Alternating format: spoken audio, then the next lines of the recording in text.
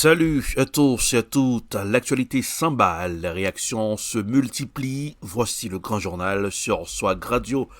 Depuis les studios de Swag, dans la capitale et grande école du monde, Boston, Massachusetts, Ehrlich, Dorelas, pour présenter le grand journal, Swag Radio, l'énergie, le flow, l'attitude, lundi 4 mai 2026, premier numéro de ce grand journal. Pour cette semaine, tout de suite, voici les infos. Tension au Moyen-Orient. Washington répond au plan de paix iranien 14 points. Une nouvelle étape diplomatique vient d'être franchie dans le conflit opposant l'Iran aux États-Unis. Selon les autorités iraniennes, Washington a officiellement répondu au plan de paix à 14 points proposé récemment par Téhéran pour mettre fin aux hostilités en cours. Le récit est signé CGTN News dans ce grand journal.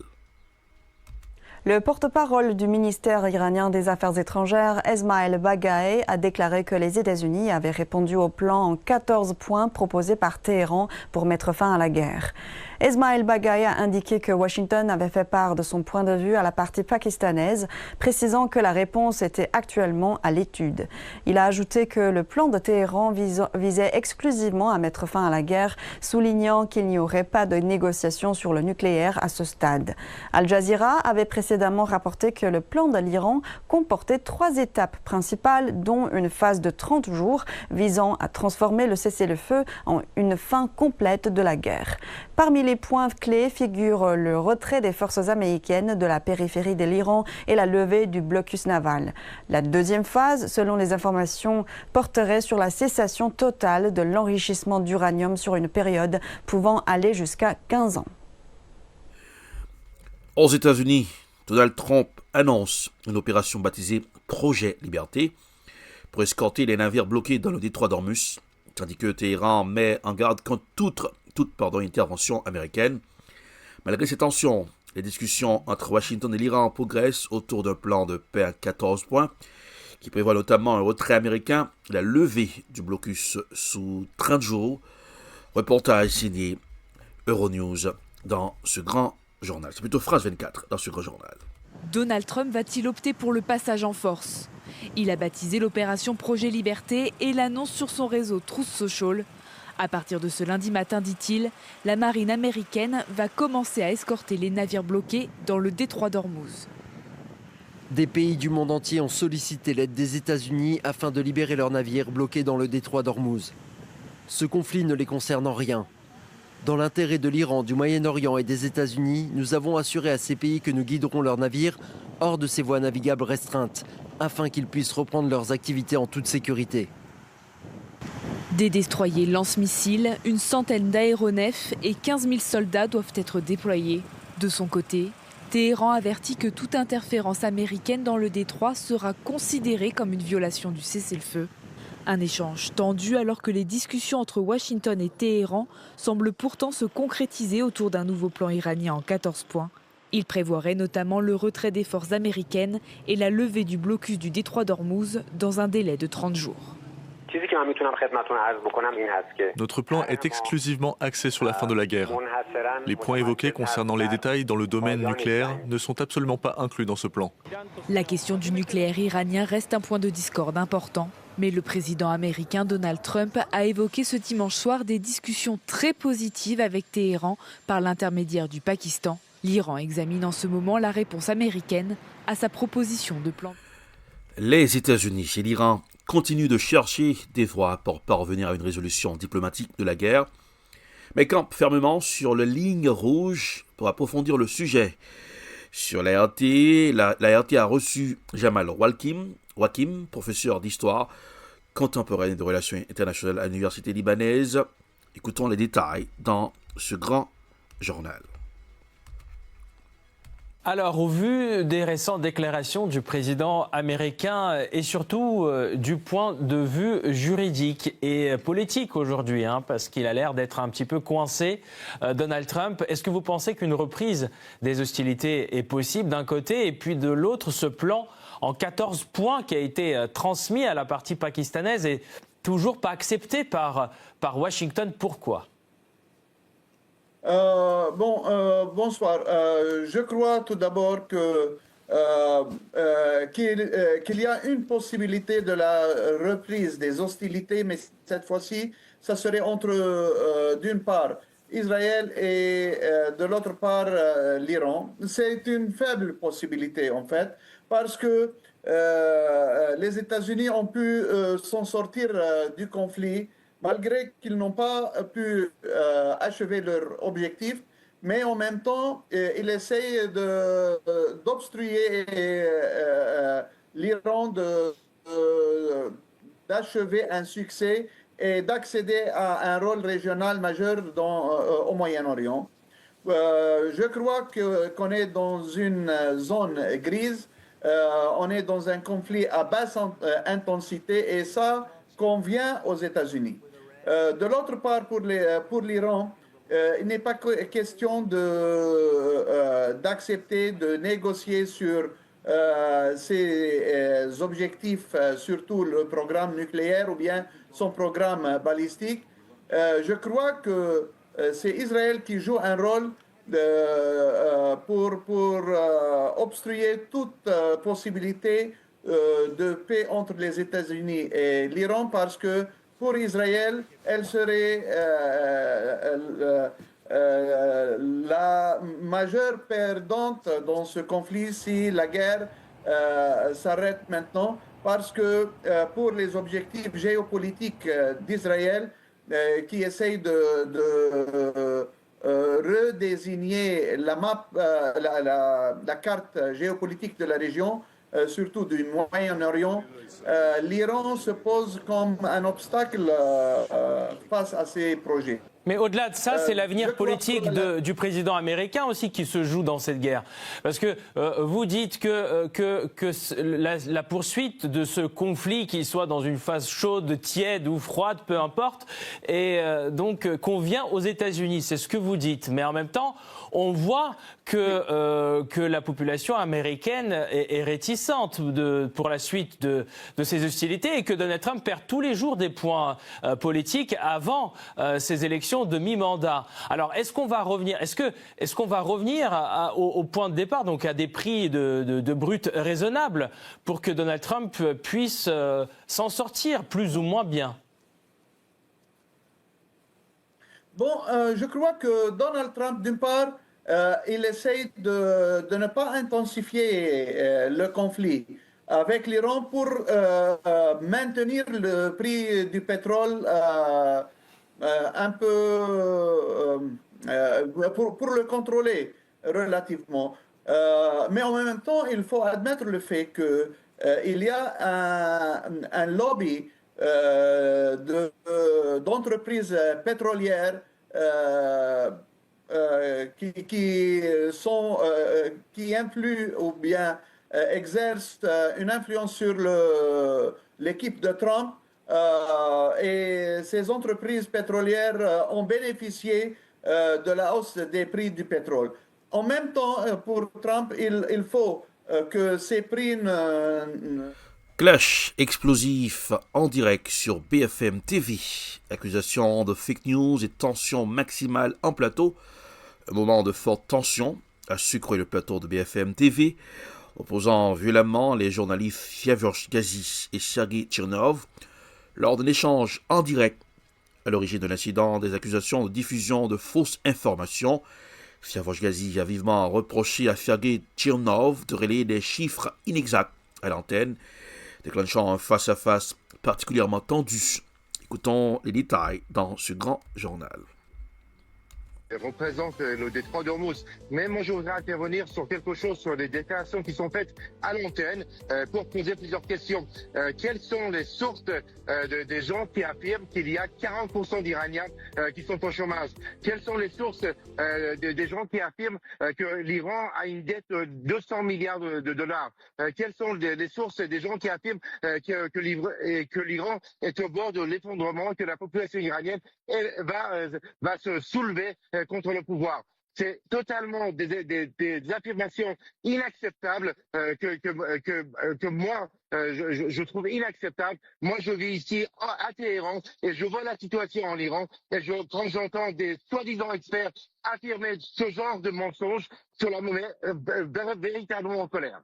Siavash Ghazi, vous restez avec nous. Je vais donner la parole à Sergueï Girnov, ancien officier du KGB. Justement, quelles sont vos sources, quelles sont vos informations, Siavash, qui vous permettent de dire effectivement que l'économie est en train d'être asphyxiée par le blocus de Donald Trump? Il suffit de regarder les données statistiques qui sont publiées. Hein. Vous prenez les cours de réal, c'est quelque chose qui est accessible. Moi, je les invente pas. Hein. Vous allez sur les sources officielles. Sauvage qui vit en Iran, il peut aller dans les banques et dans les bureaux de change. Il verra le cours de réal. Il y a les banques iraniennes qui publient ces informations. Donc ça, je comprends pas pourquoi ça vous met tellement en colère quand on constate tout simplement les données économiques qui sont accessibles à tout le monde, y compris à vous. Écoutez, je peux intervenir. Vous dites des données statistiques. De qui? Les données statistiques de qui? Donnez vos sources. Si vous n'avez pas de source, ne faites pas d'affirmations mensongères. Vous contestez le cours de réal qui est actuellement à $1 pour 1 800 réal? Je parle de chiffres de 40% d'Iraniens qui sont au chômage. Je parle de 200 milliards de dollars de dette. Moi, j'ai pas dit ça. Moi, j'ai pas dit ça. Hein. C'est pas moi. Hein. Moi, j'ai rien dit de tel. Hein. Siavash, ce que vous dites, vous, c'est que l'économie tient, finalement. Tout va bien. Il y a des problèmes. Mais écoutez, vous pouvez rigoler quand vous êtes au plateau, assis dans votre salon à Paris. Vous pouvez rigoler. Moi, je suis sur le terrain. J'ai couvert la guerre. Personne ne rit. Écoutez-moi. J'ai couvert la guerre, j'ai couvert les manifestations de contestation, la situation économique. Il y a effectivement une inflation, mais c'est pas ce que vous dites, c'est pas des chiffres totalement faux que vous dites à l'antenne à longueur de journée. En tout cas, on voit bien effectivement cette image derrière vous, Siavash, de Donald Trump. Nous irons en Allemagne, derrière le retrait des troupes américaines d'Allemagne. Le manque de stratégie de Donald Trump n'a pas prévenu ses alliés avant d'annoncer le retrait soudain de 5000 soldats américains d'Allemagne. Cette décision intervient en plein conflit avec le chancelier allemand Friedrich Merz, provoqué par ses critiques de la guerre américaine en Iran et de la stratégie de Washington. Le récit est signé Euronews dans ce grand journal. Donald Trump a annoncé le retrait de quelques 5000 soldats américains stationnés en Allemagne dans un délai de 6 à 12 mois, après des tensions avec Friedrich Merz sur la guerre en Iran. Le président américain avait menacé de réduire la présence militaire dans ce pays membre de l'OTAN après que le chancelier allemand avait critiqué publiquement la stratégie des États-Unis face à l'Iran, estimant que Washington, je cite, se faisait humilier. Berlin a pris acte de cette annonce. Le ministre allemand de la Défense a déclaré samedi que ce retrait était attendu et que l'Europe devait davantage assurer sa propre sécurité. Le départ annoncé de 5000 soldats représenterait environ 14% des forces américaines stationnées dans le pays. Au Congrès, des élus démocrates ont averti que cette situation pourrait profiter à la Russie et nuire aux intérêts des États-Unis.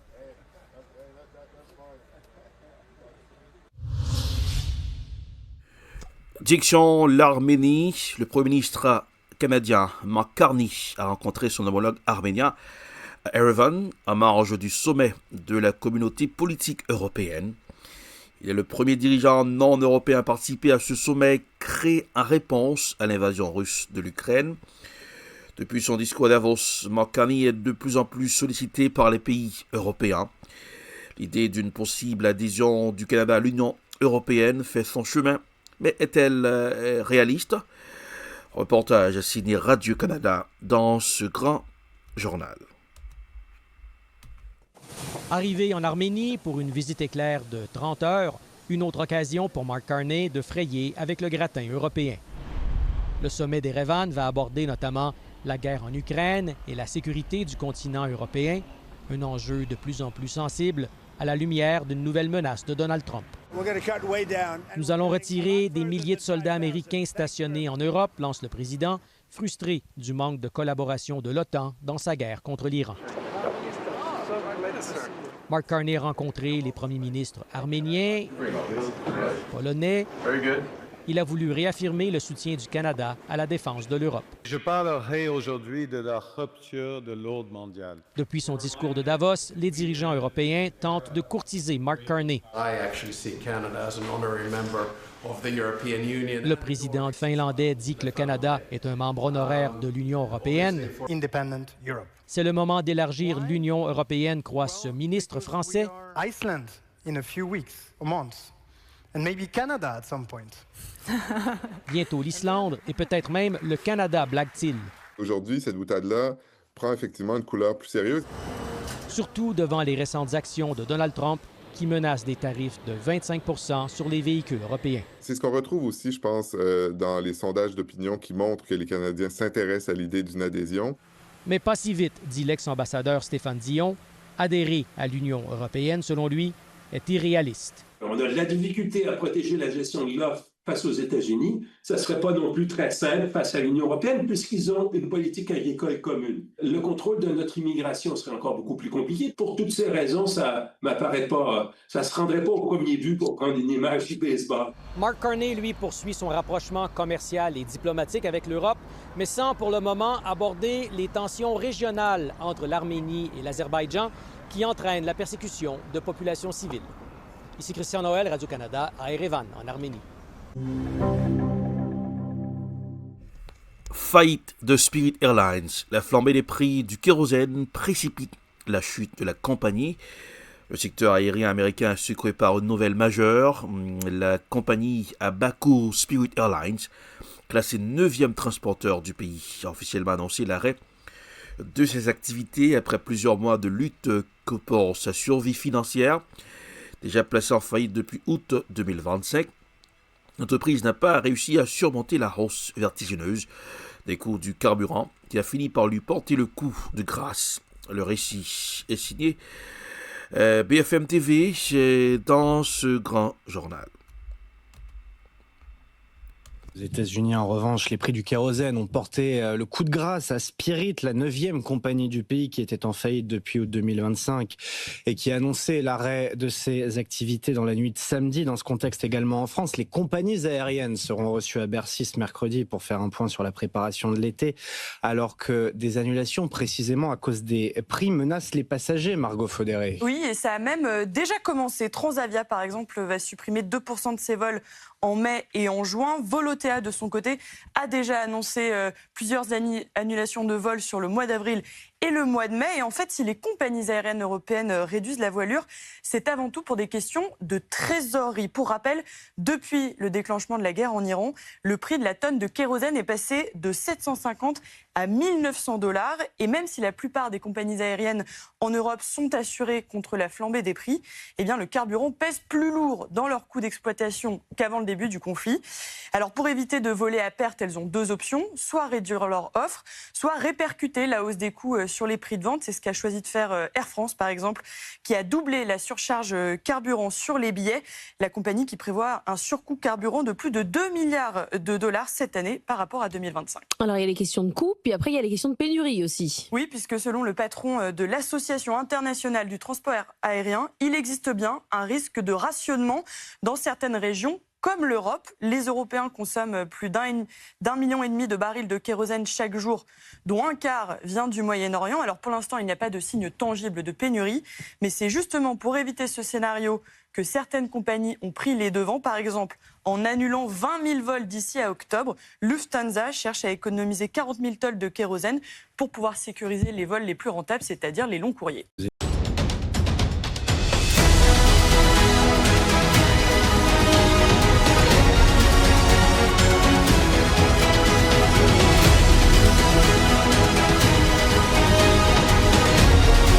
Vous suivez le grand journal sur Swag Radio avec Erlich Dorelas. Depuis les studios de Swag, dans la capitale des grandes écoles du monde, Boston, Massachusetts, Swag Radio on air avec du style. Écoutez Swag Radio 24h sur 24 sur Alexa Open, Swag Radio. Swag Radio, le son qui swag. Pour rester bien informé, les infos sans cassure et sans bavure, c'est l'affaire de P-News. P-News sur WhatsApp et sur Facebook, les infos à la vitesse de la lumière. PNews, votre référence en matière d'infos. Suivez le Zoom tous les dimanches, oui, avec Alex Dorelas, avec les médias partenaires, soit Radio, PNews, soit TV sur la chaîne 880 de Comcast à Boston, 1045 North Shore dans l'état de Massachusetts. Pour rester bien informé, c'est le Zoom sur Comcast avec Erlich Dorelas et des contributeurs pour faire un vrai zooming sur l'actu mondiale. Brothers Café Créole, la bonne cuisine haïtienne sans limite au 299 Main Street Everett, chiffré le 617 294 14 25 14 25. Brothers Café Créole Delicioso. Au Maroc, 2 soldats de l'armée américaine sont portés disparus au Maroc dans le cadre de l'exercice militaire multinational. African Lion 2026 ont annoncé des responsables militaires ce lundi 4 mai. Une vaste opération de recherche et de sauvetage a été immédiatement lancée, mobilisant des unités marocaines et américaines. Selon les premières informations communiquées par le United States American Command Africa, les 2 militaires participaient à des manœuvres d'entraînement lorsqu'ils ont été déclarés manquants. Les circonstances exactes de leur disparition restent encore floues, mais les autorités évoquent un incident survenu lors d'un exercice en terrain difficile. Reportage signé Africa News dans ce grand journal. 2 militaires américains portés disparus samedi lors de l'exercice African Lion 2026 dans le sud du Maroc auraient été aperçus pour la dernière fois au niveau d'une falaise à Kabdra dans la région de Tantan. Ils auraient chuté de la paroi par accident dans l'océan, selon les précisions fournies par des responsables américains qui rejettent tout lien avec un quelconque acte terroriste. Les 2 hommes étaient partis randonner une fois les exercices terminés samedi. Leur absence le soir a donné l'alerte. Les forces armées royales marocaines ont confirmé leur participation aux recherches. D'importants moyens sont déployés, hélicoptères, navires, drones, équipes d'alpinistes et plongeurs spécialisés. Direction la ville des Gonaïves, la cité de l'indépendance en Haïti. Le dimanche 3 mai 2026, plusieurs organisations de femmes rurales ont investi les rues des Gonaïves pour dénoncer la montée alarmante de l'insécurité en Haïti, munis de pancartes et de scandants. Les slogans revendicatifs, ces femmes issues de différentes localités agricoles ont exprimé leur colère face à une situation qu'elles jugent insoutenable. Écoutons les détails dans ce grand journal.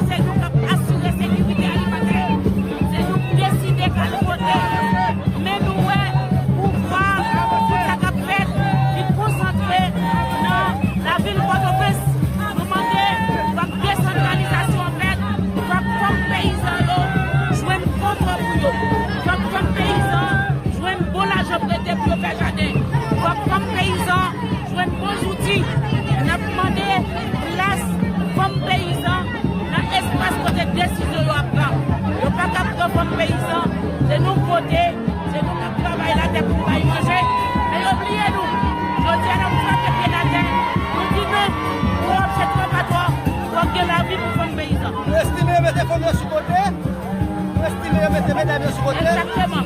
40 ans de lutte, 40 ans de résistance. Je vais j'aimerais les femmes paysans dans l'espace côté de décision politique de l'Afrique.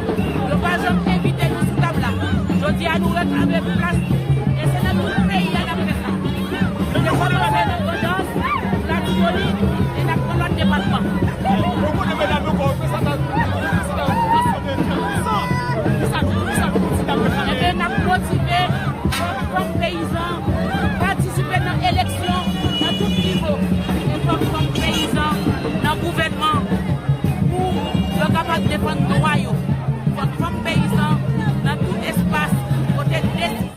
Nous resterons toujours en Haïti dans ce grand journal. Nous irons à Léogane. La fête de l'agriculture du travail n'a pas été passée inaperçue à Léogane le vendredi 1er mai, à l'occasion de la fête de l'agriculture du travail.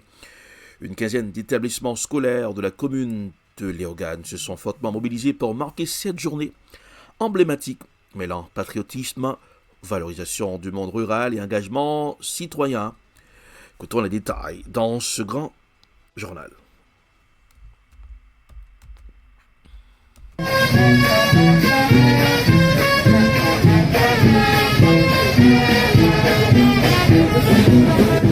C'était environ une quinzaine d'écoles qui étaient mobilisées pour activité ça. Selon le coordonnateur protection civile Léogane, M. Fritz Pierre, élèves l'école ça a été défilé dans la rue avec pieds bois fruitiers et puis forestiers pour marquer fête agriculture avec travail pays d'Haïti. Société civile Léogane rentré dans une dynamique pour faire élèves l'école contribuer dans le rebrasement pays. C'est pour raison savoir pour société civile là mettez sous pied une première édition marche verte et formation de l'environnement. La formation de l'environnement, aujourd'hui, nous avons parlé sur l'importance de l'agriculture. Base là, commencer dans l'école, tout le monde l'école. Et attendre nous, c'est faire Haïti reboiser. Côté nous, commencer là, c'est pas pour les organes seulement. Et une bataille pour nous, c'est tout le pays à tabac. Qui s'allie?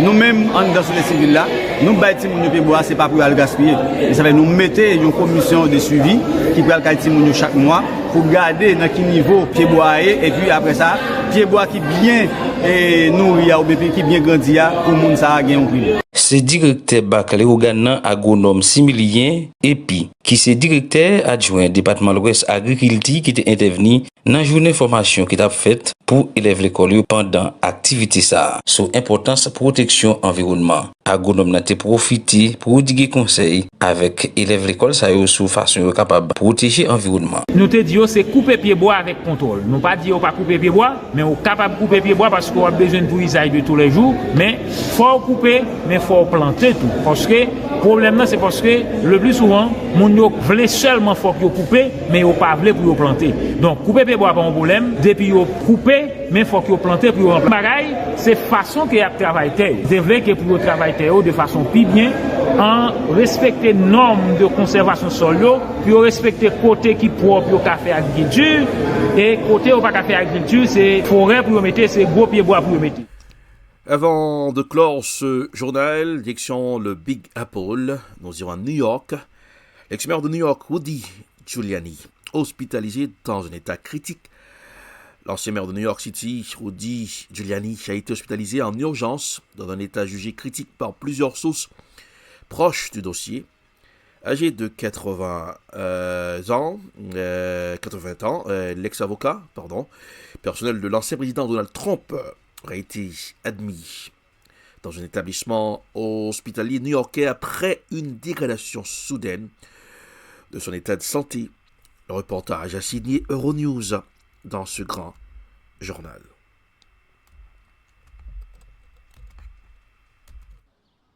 L'ancien maire de New York, Rudy Giuliani, est hospitalisé dans un état critique mais stable depuis ce dimanche en Floride, a annoncé son porte-parole Ted Goodman, sans donner plus de détails sur ses problèmes de santé ni sur le nom de l'hôpital, et a appelé à prier pour celui que l'on appelle le maire de l'Amérique. Ancien procureur à Poigne, Rudy Giuliani s'est fait connaître en portant de rudes coups à la mafia new-yorkaise et avait été loué pour sa gestion de l'après-attentat du 11 septembre 2001. Il s'est également présenté à la primaire républicaine pour l'investiture présidentielle en 2008, qui s'est soldée par un échec cuisant. Dans les années 2010, Rudy Giuliani s'est rapproché de Donald Trump et est devenu son proche conseiller et avocat dès son premier mandat présidentiel en 2017. Mais en 2023, il est rattrapé par la justice et est condamné à verser 148 millions de dollars de dommages et intérêts pour diffamation sur fond d'accusation de triche électorale lors de l'élection présidentielle de 2020, au cours de laquelle il a joué le rôle de fer de lance lors de la campagne pour tenter de faire invalider les résultats du scrutin présidentiel, qui avait été remporté par le démocrate Joe Biden.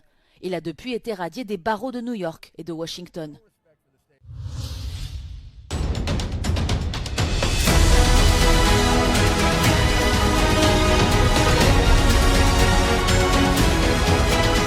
C'est la fin de ce grand journal pour ce aujourd'hui avant de partir couleur du temps. La journée s'annonce ensoleillée. Ensoleillée avec quelques nuages. L'après-midi caractérisé par une forte hausse des températures. Un temps sec et venteux. Maximum dans l'après-midi pour aujourd'hui autour de 72 degrés Fahrenheit. Minimum la matinée autour de 48 degrés Fahrenheit à 50 degrés Fahrenheit. Ciel ensoleillé, température fraîche, augmentant rapidement, environ 50 degrés à 55 degrés Fahrenheit vers 8h à 9h du mat. Après-midi, temps très doux, et proche de 68 degrés Fahrenheit, 72 degrés Fahrenheit, quelques passages nuageux, mais le temps reste sec. Et pour la nuit, ciel partiellement nuageux. À clair, température en baisse voisinant les 59 à 63 degrés Fahrenheit en début de soirée. Vent d'ouest-sud-ouest, assez soutenu, soufflant entre 40 km par heure. Humidité relativement faible durant l'après-midi.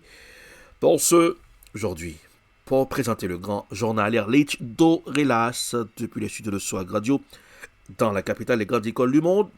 Swag Radio, l'énergie, le flow, l'attitude, Alexa Open, Swag Radio. Écoutez Swag Radio 24 heures sur 24, info sans cassure, sans bavure, c'est l'affaire de P-News. Sur WhatsApp et sur Facebook. Suivez tous les dimanches le grand show. L'info en continu avec des contributeurs, des analystes sur le plateau, sur la chaîne 852 Comcast 1045 Notre Shore avec Erlich Dorelas. Zoom. Référence en matière d'info. Allez, pour ce café, la bonne cuisine haïtienne. La cuisine haïtienne est sans limite. La cuisine haïtienne sans limite là-bas.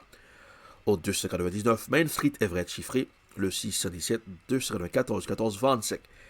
Pour présenter le grand journal Erlich Dorelas depuis le studio de Swag Radio dans la capitale des grandes écoles du monde. Joyeux lundi, joyeuse semaine. Au revoir. À demain.